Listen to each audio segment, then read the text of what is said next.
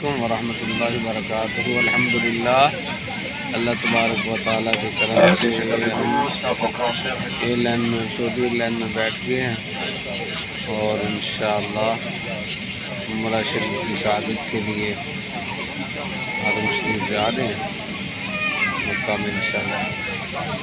جتنے احباب نے دعاؤں کے لیے کہ اللہ تعالیٰ سب کی دعائیں قبول فرمائے، سب پر کرم فرمائے اور سب کو بار بار اپنے گھر کی حاضری عطا فرمائے اور صلی اللہ علیہ وسلم کے روزہ انور کی بعد حاضری نصیب فرمائے۔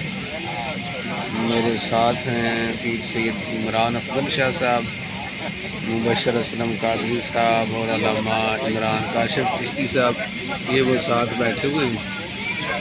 تو اللہ تبارک و تعالیٰ ہم سب کی حاضری قبول فرمائے۔ اللہ